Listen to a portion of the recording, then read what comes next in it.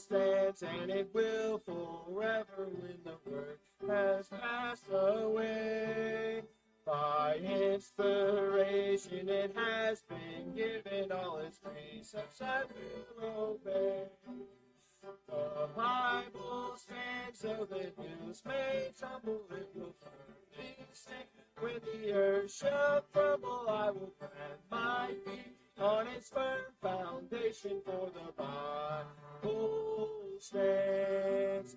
The Bible stands, every test be given, for an author is divine. Amen.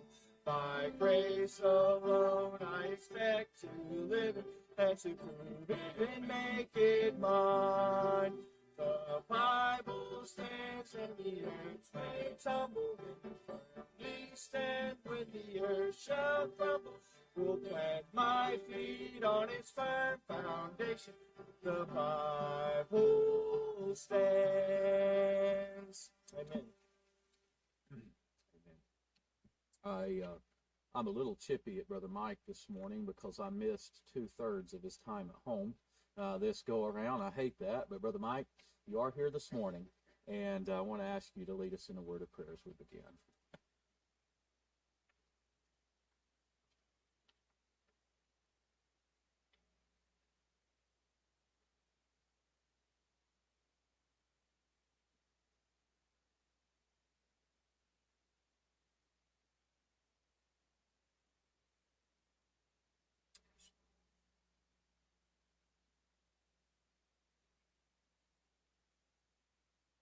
Amen. Amen. I'll let you be seated this morning. I believe Brother Jimmy has opening word, and so my brother, you would come.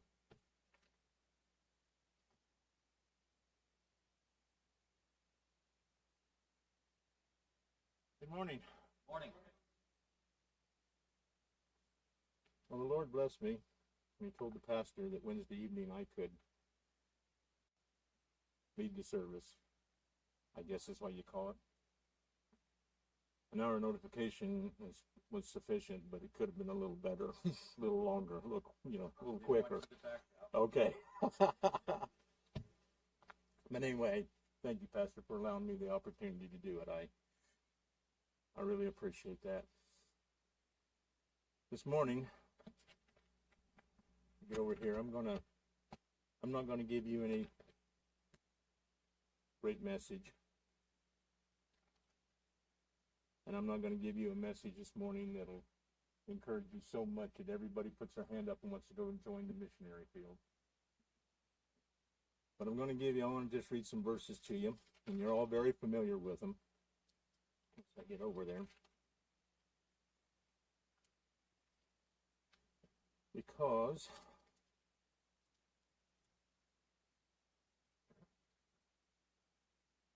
it's some verses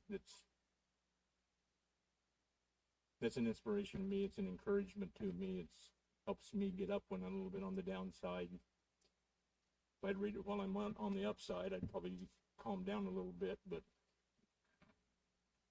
I just want to share it with you this morning because I think it's something that, with all the things that's going on in the world and everything that's going on in life, in our daily lives, and the little trials that the Lord puts us through, we get paying more attention to them than what our Lord has for us.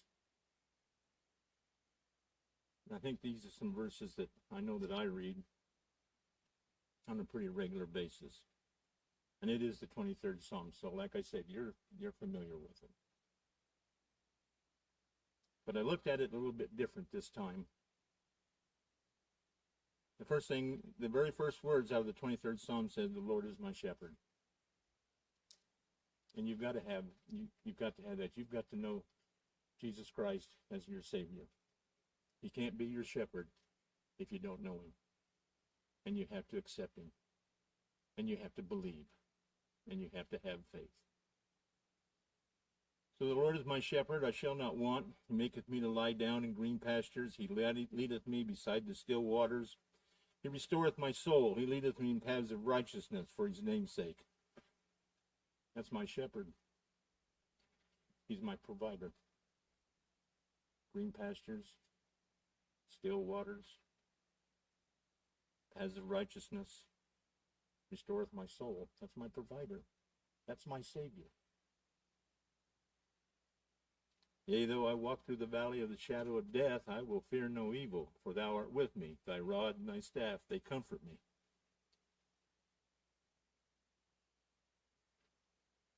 That's my shepherd. He's my protector. No matter what the trial, no matter how heavy the burden, he said, I'll never leave you, nor will I forsake you. He's with you every step of the way. In verse number 5, it says, Thou preparest a table before me in the presence of mine enemies. He anointeth my head with oil, and my cup runneth over. And the most precious verse in there that I believe to me is verse number 6. It said, Surely goodness and mercy shall follow me all the days of my life, and I will dwell in the house of the Lord forever. And that Lord and my shepherd, that's my shepherd. That's the promise that he's given me. I can say the Lord is my shepherd, because I know he provides for me. I know he protects me. And I know what promise he has given me, and I know that he will honor it. Let God bless us today with Sunday school and a preaching service this morning. And I'll let Pastor dismiss us. Thank you, Brother Jimmy, and you are dismissed this morning.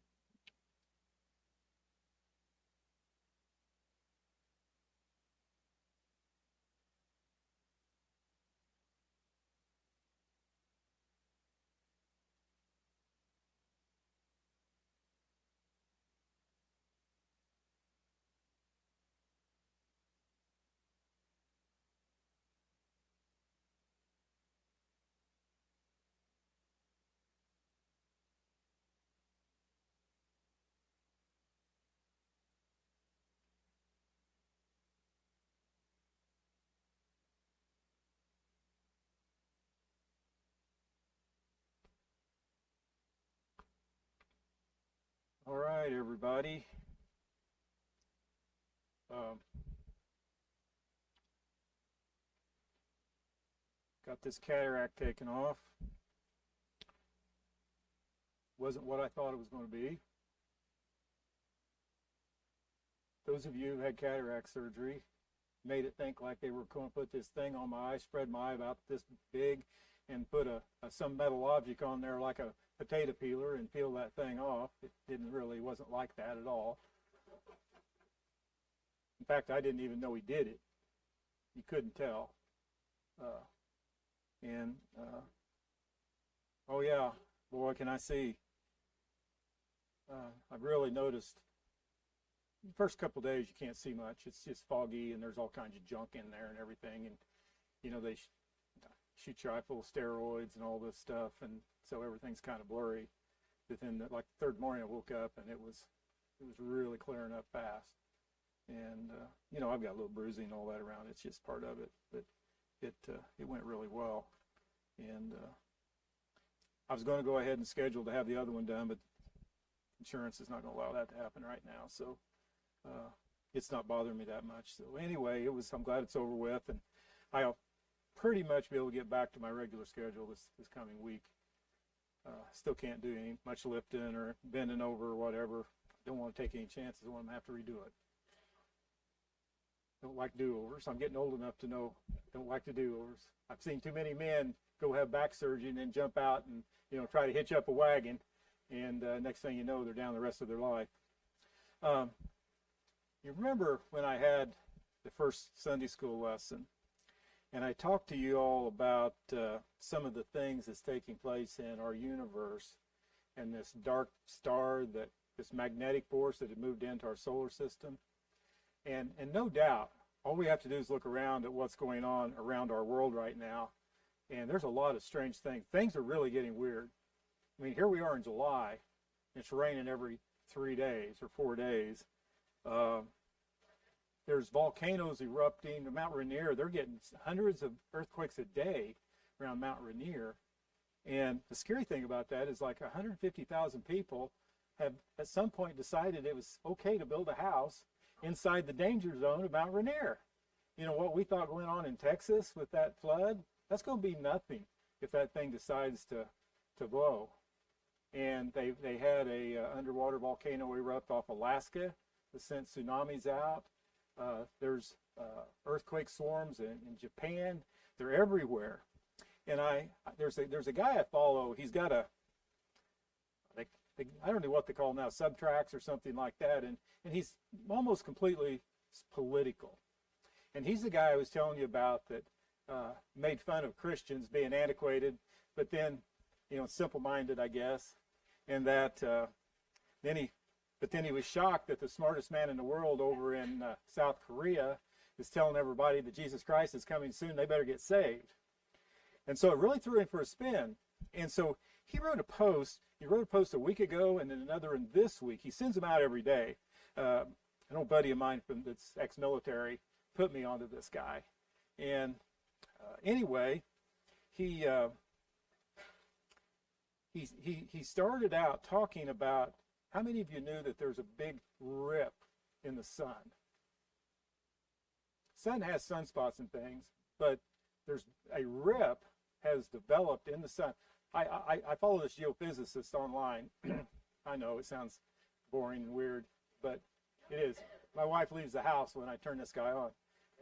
But I've known about this for a while. And it's not that they don't happen occasionally, but this one's opened up. It's just like a rip in the outer thing. And so as we go around the sun, as we go past that, it's hitting our world and with this storm of particles that is, and he says it's causing all these weird things going on on our Earth. And he says it's magnetic in nature. He said there's some kind of magnetic force that's made this pull on the sun that's caused this tear. And so anyway, he talked about the increase in the northern lights. He said they're getting where now they're just out there about all the time. He talked about how this thing is affecting satellites. It's affecting all kinds of things. And anyway, he basically laid out that this tear in the sun is beginning to cause all of these anomalies that's beginning to take place on the Earth. And he said that it's causing like flash flooding, for instance.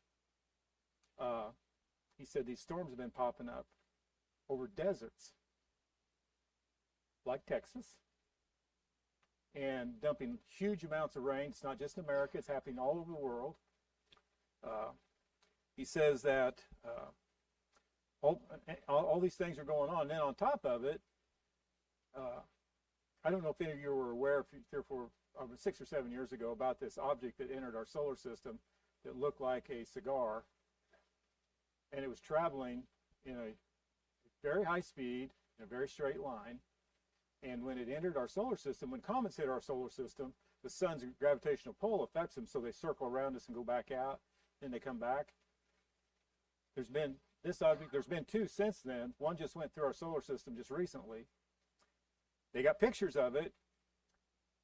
As it flies through, it actually gains speed as it goes past the sun, and when it goes out of our solar system, it even gains more speed, and they can't figure out what it is. And he's talking about all these things going on, and this guy's scratching his head. Then he goes back to this the deal with the sun, and he said that these solar winds have been hitting our Earth, and now it's moving. He said it's affecting our magnetic poles. I talked to you about how the poles were moving. And he said the Earth's magnetic shield is beginning to weaken. And he talked about how when things are going on with the sun, how it affects not just weather and things on the Earth like the increase in earthquakes and all those things. he said that it affects people. And he said that they're beginning to prove now that people are beginning to respond. So when these things happen, there's increase in violence. People are becoming very, very aggressive. And this is all around the world. There's more wars. There's more conflicts. There's more mental disorders. And he said these are being tied to the sun. And he said, and not only that, the Gulf Stream has almost quit flowing. That's never happened. He said it's completely unprecedented. Gulf Stream was always very predictable in the way it carried things down around the coast. He said it's almost come to a halt. He said the Atlantic meridional overturning circulation is nearing collapse. It's never happened before. He said El Nino, La Nina patterns are arriving early, lasting longer, or vanishing altogether. This has caused huge blooms of things in the Atlantic and the oceans. There's been an increase in the salinity of the ocean because of something going on at the bottom of the oceans. He said it's turning things inside out.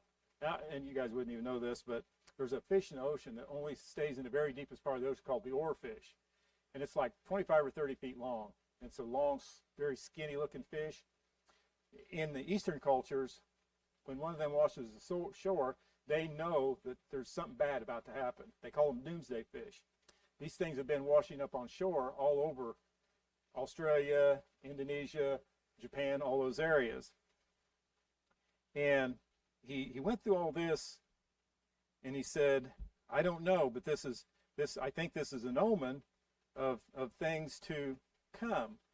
And I thought, that's interesting that he would have that take. And then he followed it up with this story on Thursday. And he once again mentions that the Gulf Stream is failing, that the South Atlantic geomagnetic anomaly is spreading, that the temperatures in the ocean are rising. He said we know that there's something affecting our climate. And he said that the scientists are trying to blame it on man, emissions and all those things, that global warming. But he said that's not the case. And I wanted to ask you all a question. How many of you have heard of the earth, of the volcanic eruption called Hunga Tonga? Any of you ever heard of it? I hadn't either.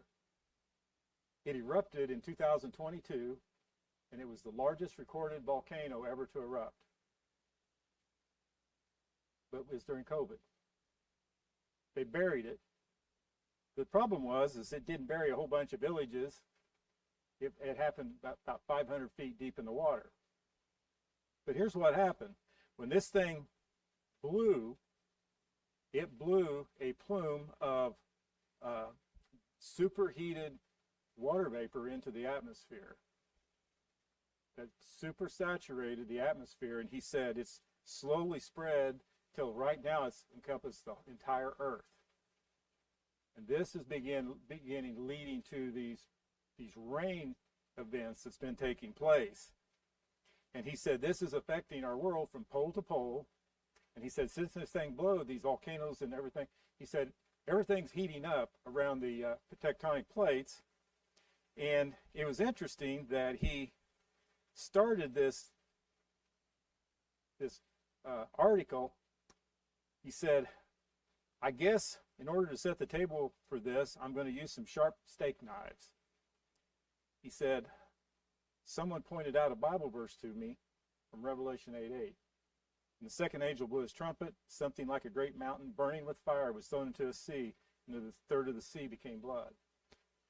He said when that volcano erupted, that literally millions of acres, and I don't know how many that would be, of the sea in that area turned red. And he said, I don't think that this has anything to do with John 8:8, but he said that the side effects of this is there's so much extra. There's 3 times more water in our atmosphere right now than there should be. And he said that when you have 40 trillion gallons of superheated water in your atmosphere, it's going to cause problems. And he went on and he talked about, global warming, but he talked about the poles. We've heard about the ice melting in the poles. He said, few people realize that Antarctica is melting while experiencing record cold. It's because it's melting from the underside. It's melting from the inside out, basically. And he went on and he talked about, as he talked about the polar ice caps, he said, something's going on with the Earth's molten core. There's some kind of magnetic something beginning to affect the Earth. And it's affecting the sun. And he said it's weakening everything around our Earth. And the scientists can't figure it out. And he said basically what's happened was, he said most volcanoes cool the Earth because they blow ash into the atmosphere.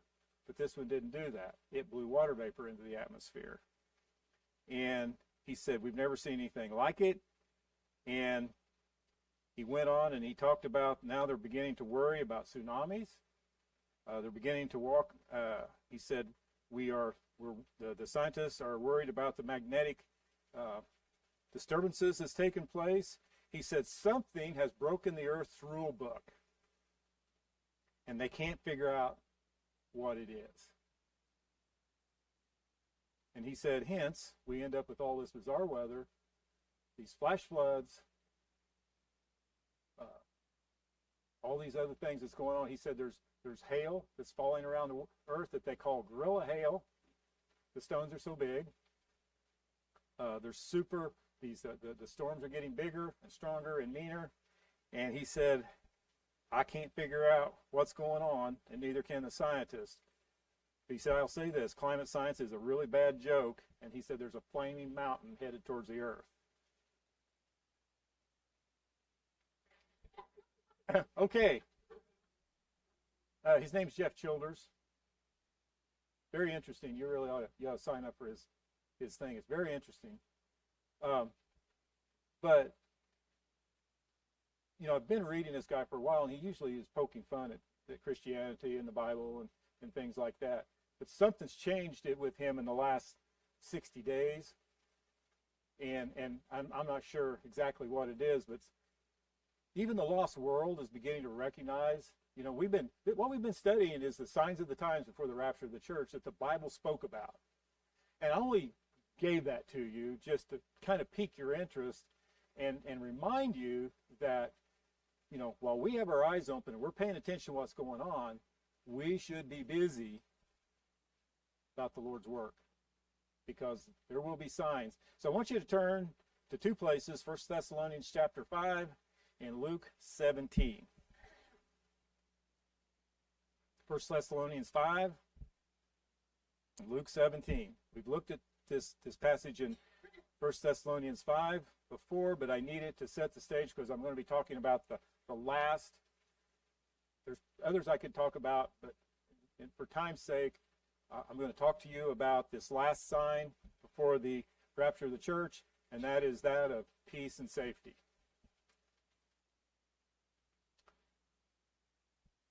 As soon as I hear the pages quit turning, we'll start reading.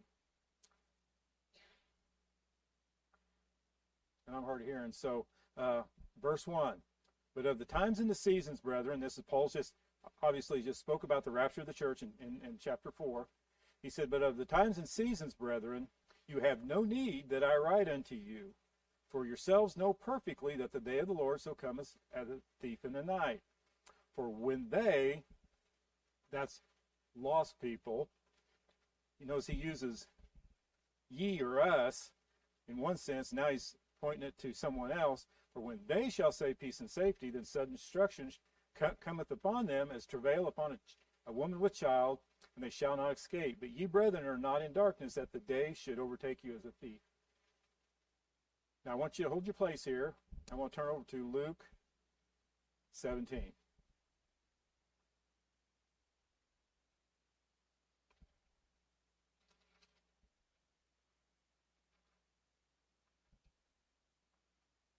Luke 17.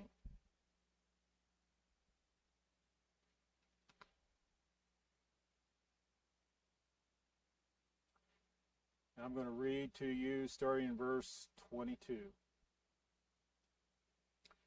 And this is Jesus speaking. It says, "And he said unto the disciples, the days will come when ye shall desire to see one of the days of the Son of Man, and ye shall not see it. And they shall say unto you, see here or see there, go not after them, nor follow them.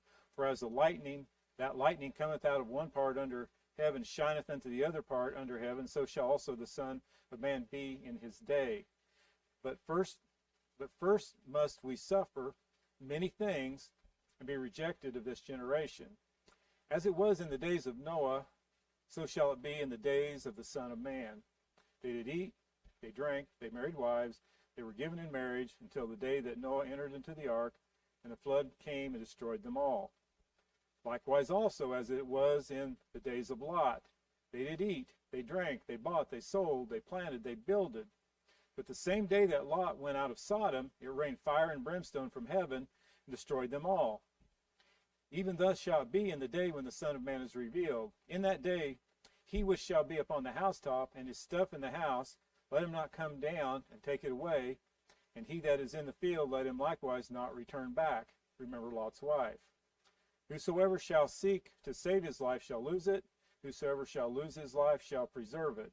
I tell you, in that day there shall be two men in one bed, one shall be taken, the other left. Two women shall be grinding together, one shall be taken, the other left. Two men shall be in the field, one shall be taken, and the other left. And they answered and said unto him, Where, Lord? And he said unto them, Wheresoever the body is, thither will the eagles be gathered together." Now, I'm going to get into this. As I get into this, there's a couple different takes on this passage. And I'm going to discuss them briefly, but I'm trying to make an overall point. And I remember when I was a new believer, and one of the very first books I came across that was written by somebody on the Bible was a commentary or a book on the last days. I picked it up in a bookstore, and I read that, and it really piqued my interest. And I think a lot of new Christians, when you really get serious about your faith, one thing that really interests you is the last days, especially men. Women may not approach it like that, but men are opposite. I mean, we like stuff like that. And I remember as I read this book, it began to kind of instill this sense of fear in me, because it was backing up what my pastor at the time was teaching me. And he was a what is called a mid-tribulation believer. So he believed that the church went into the tribulation and halfway through would be raptured out. So I was being taught in church that we were going to go through persecution. And so this book verified that it's the times are going to be getting so difficult before the rapture of the church that we will just be hanging on by a thread. I mean, the Christians will be begging for God to come and get us out of here before things get so bad that we're going to be martyred for our faith. He had me preparing to die for my faith. And as a new believer, I wasn't quite ready to face something like that. That was a frightening aspect to me. I'm here, a father of little bitty children. I've got a young family. I'm struggling enough just to make a living. And then I got to worry about this. Times are going to get bad. We're going to be in trouble. And so I was thinking, man, will I be one of those people who survive? What's going to happen? How am I going to protect my children? What am I going to do? Where will we go? How could you run? Where could we run to? I don't have, there's no caves to run to, or there's nowhere to go hide. And so these questions began to really, work in me. But through the years, I've read since then, I don't even know how many books, different authors on the book of Revelation. I've read them from the perspective of Jewish Christians, and I've read them from, Bible scholars and theologians and Bible teachers and all the, just about anybody could write them. I've read them. I've read the old guys. I've read the new guys. And I noticed that there is a theme amongst a lot of them that teach that, times are going to be really, really, really difficult for Christians before the rapture of the church. In fact, I was listening really intently to the speaker pastor had, who came up from Texas. And I don't know if anyone noticed when he talked about President Trump. And he said, we in America may have experienced a reprieve, a break. And that's a very, obviously, I agree with that. You know, we're going to have more religious liberty in the next 4 years than we probably had in a long time to spread the gospel. But the question I want to ask is, when we sit here and we look at in the days of Noah, what were they doing in the days of Noah before the flood?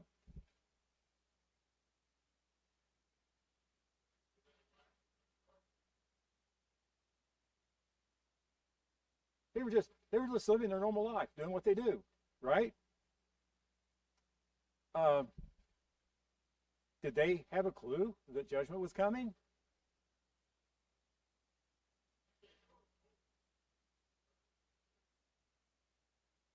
Well, the first time you hear someone say judgment's coming, you pay attention.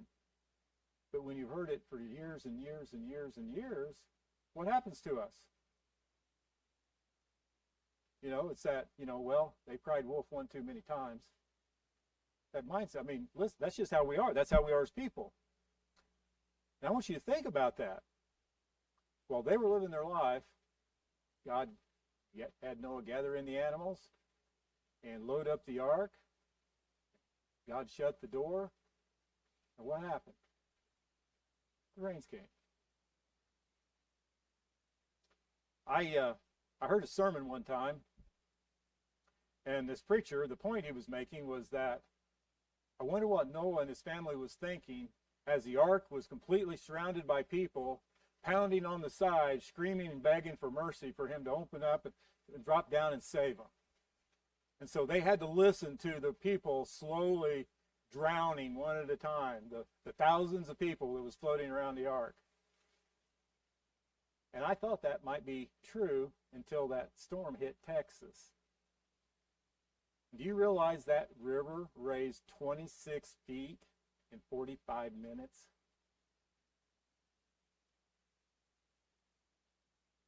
Now think about the fountains of the deep breaking open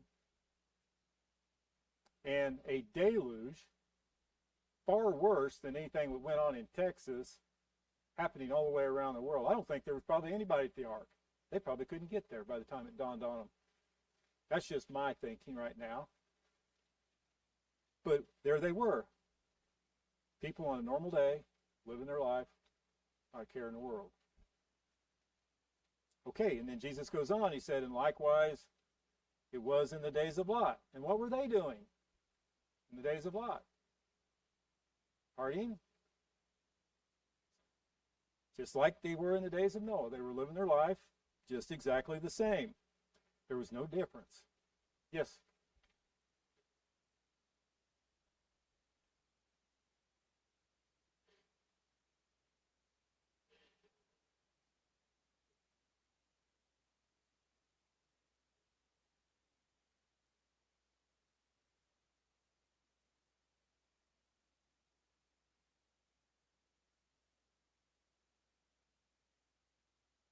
Yeah, well, I'll say this. I guess having been through the ark encounter, Noah would have went out and gathered young animals. He would have went out and gathered. There wouldn't have been a full-grown African elephants on that ark. There would have been a pair of young male and a young female. It would mostly have been young animals that he would have gathered, or that's what they said. According to the dimensions of the ark and the room that they had in it, according to the Bible, we even saw the stalls, you know, and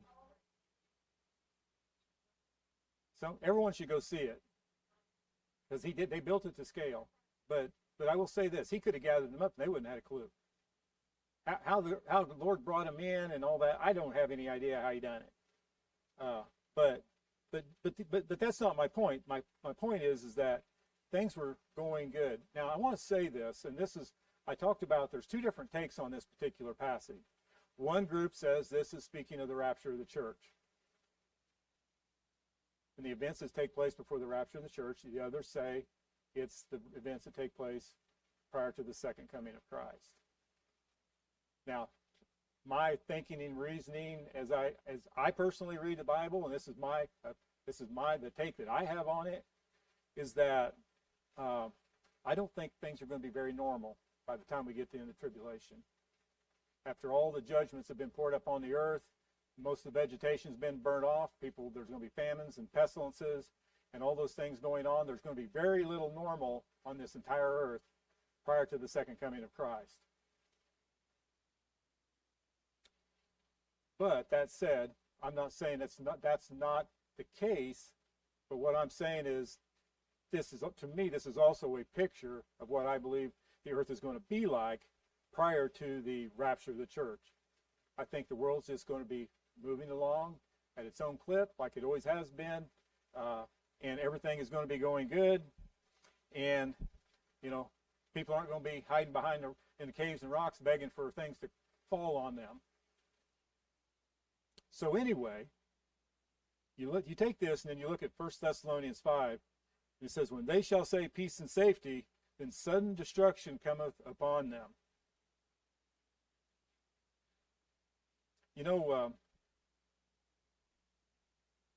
I've been watching our president and the things he's been doing pretty close.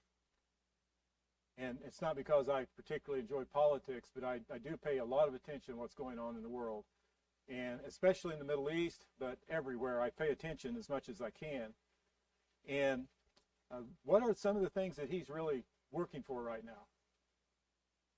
Peace and safety. He's working up peace treaties all over the world. And this Abraham Accords that he's got going on in the Middle East, probably by the time this is over, is going to expand. And I think the Middle East is going to, for just a short time anyway, going to maybe even take on a completely different look. Now, let me ask you a question. Red Cranston loves to say that prophecy doesn't revolve around America, and he's exactly right. But we live in America, and so I'm going to put it back on America.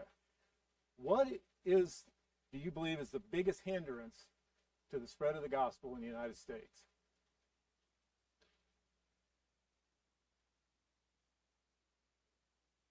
Church, okay. Churches, all right.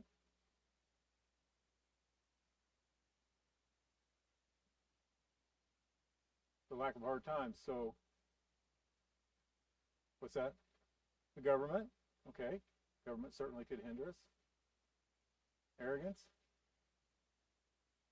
These people. Say that again. Christians.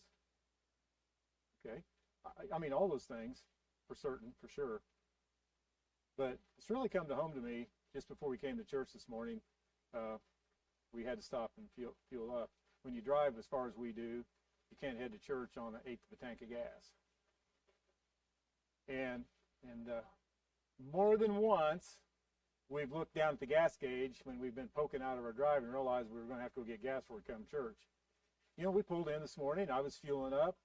And then wheeled two big old a white SUV and a big white four-door pickup right behind it. And out of it spilled this huge family. They were riding in two cars.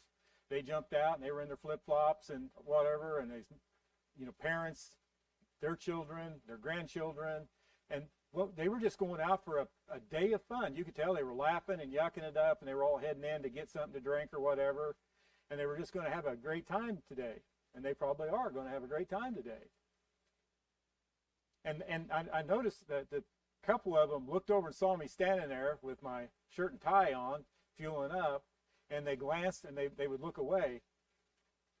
I don't know what they were thinking, but I want you to think about the fact that, have you ever seen a wealthy person that had a need for Christ when things were going well in their life?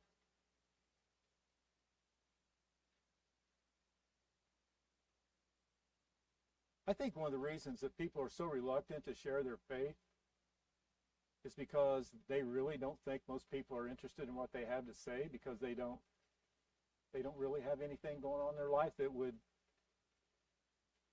cause them to need to worry about a God or a God to help them out or whatever. Doesn't it seem like most of the folks that we reach are the people who are having difficult times. They're in some kind of either a fiery trial, or they've got themselves into so much trouble that, you know, they want help, they want out. How many times has this town been canvassed by the people in this church in the last 10 years? I don't know the answer to that, but there's been a pretty steady supply of people walking around from this church, walking around, knocking on doors in this town. Every door in this town has been knocked on many times over the last few years since we've been here. Why do people not pay attention?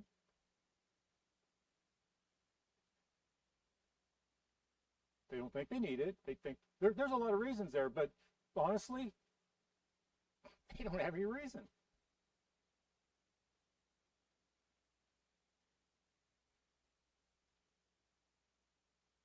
I believe that the devil realizes that I believe the biggest thing standing between America, England, and Europe, and Australia, New Zealand, and Japan, and all the civilized countries of the world, and even a lot of the uncivilized countries of the world, I think the devil realizes that it doesn't take much to sidetrack people, and a little prosperity goes a long ways. And I think when it says peace and safety, I think peace is also a word you could use for prosperity and safety.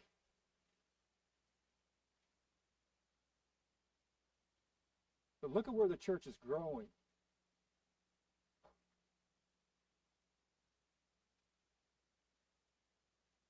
Any ideas what countries that the church is really flourishing?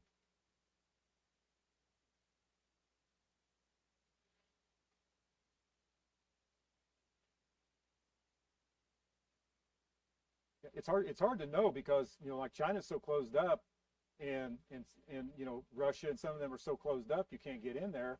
Even Iran right now. I heard an interview just in the last couple of weeks since this thing happened with Israel and Iran.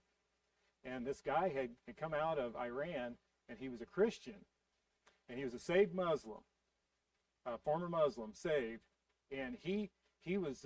They were interviewing him about what was going on in Iran, and he said, "Please, don't let them bomb the cities where the people are at. If you're going to bomb the military, bomb the leaders, you know, bomb their headquarters. Don't bomb the people, because the gospel is spreading through Iran like wildfire." And guess what group that's spreading it? Huh? It's the women. The women are spread, and he was talking about literally, he knew of tens of thousands of professions of faith, people coming to Christ.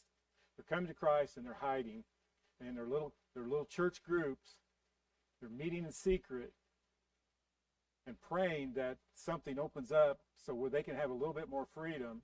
But the gospel is spreading like wildfire through a lot of these Muslim nations. And that's why the crackdown, that's why the Muslim nations are being so oppressive to their people, because they know it's happening. But think, the church has always flourished under persecution. That's probably why we have the Bible today over here. Persecution drove people here. Our forefathers were driven here. I read an article on the Southern Baptist Convention. And it was talking about the explosive growth of the Southern Baptist Convention and how that convention really began to grow in the 30s and into the 40s. Now, what was taking place in America in the 30s and 40s? The war and the Great Depression, correct? Absolutely. People were they were hurting. We'd lost so much. Our economy was stressed out. There was nothing left. And millions of young men had died. They weren't coming home. And they said that during those times that the Southern Baptist Convention saw this huge growth among their churches.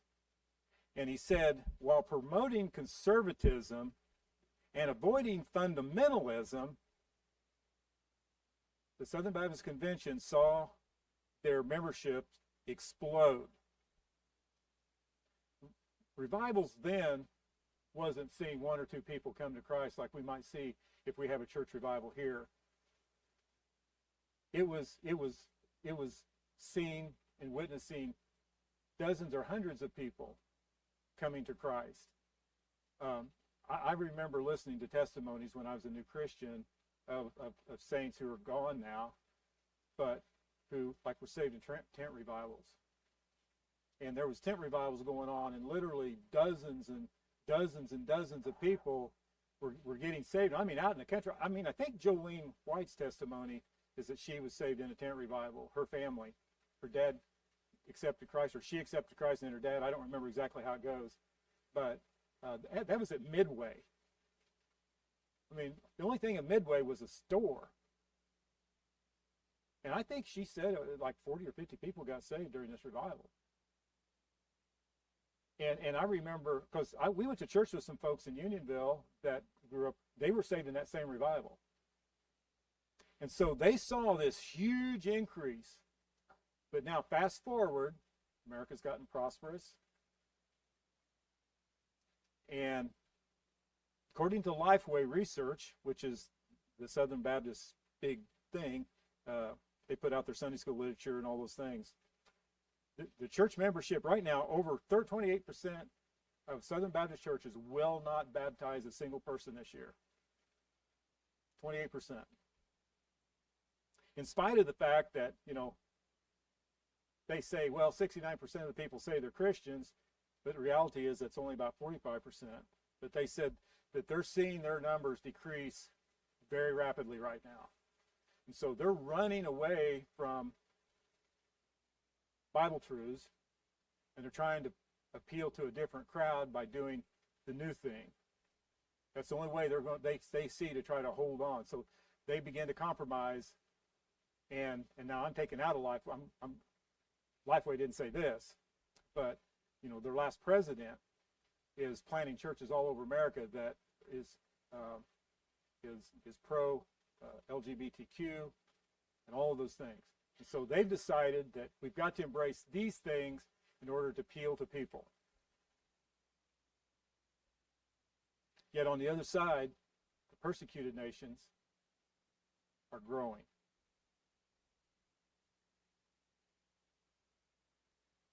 So for me, I think one of the most telling signs of these last days is that prior to the rapture of the church, I think it's going to be such a normal day, no one's going to see it coming. It may be when we're in the middle of our golden age in America. Your 401k is so full of money you can't even know how you're going to spend it in retirement. That's what I personally believe is going to take place.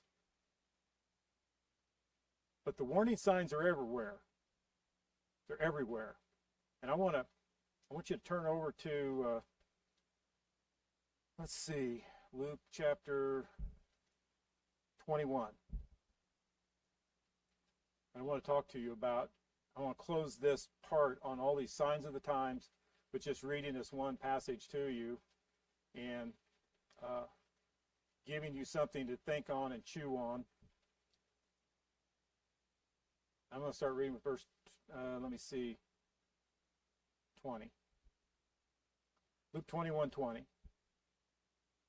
He said, when ye shall see Jerusalem compassed with armies, then know that desolation thereof is nigh. Now we're talking about before the second coming, all right? Let them which are in the Judea flee to the mountains. Let them which are in the midst of it depart out, and let not them that are in the countries enter thereinto. For these be the days of vengeance, and all things which are written may be fulfilled. But woe unto them that are with child, and to them that give suck in those days, for there shall be great distress in the land, and wrath upon this people. Once again, this, in my mind, verifies that before the second coming, it's going to be so bad that people are going to be hanging on by a thread. And by the way, that this is centered around Israel anyway. He says, and they shall fall by the edge of the sword, and shall be led away captive unto all nations, and Jerusalem shall be trodden down of the Gentiles until the time of the Gentiles be fulfilled. Now jump down to 34. He says, and take heed to yourselves, lest any time your hearts be overcharged with surfeiting, that is, excess. Anything you're doing in excess, and drunkenness, and the cares of this life, and so that the day come upon you unawares. For as a snare shall it come upon all them that dwell on the face of the whole earth. Watch ye therefore, and pray always, that you may be accounted worthy to escape all these things that shall come to pass, and to stand before the Son of Man. And in the day when he was teaching in the temple at the night, he went out and abode in the mount that is called the Mount of Olives, and all the people came early in the morning to him in the temple for to hear him.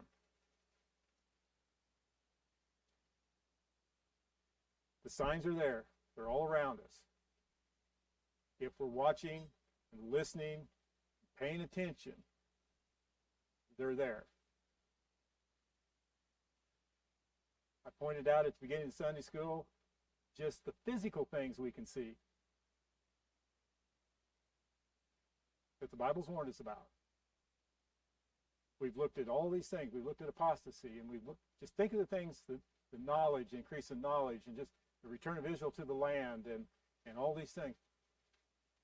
It's happening before our eyes. We have proof. We need to be ready. We need to be prepared. We need to be going out, and we need to be open as Christians, not hiding. We need to be sharing our faith with those that will listen. We need to be ministering to people in any way we can, because people's eternal souls depend on it. Well, I'm going to stop there because we're going to go in, and I'm switching gears. We're done with the signs of the times, and we're going to switch gears, and we're going to start heading towards the rapture of the church. I'm going to take a little bit of a detour before we get there. So, anyone have any questions or comments before we close?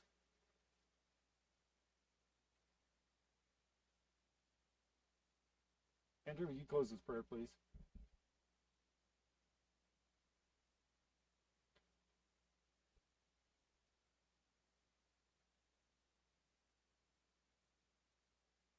Amen.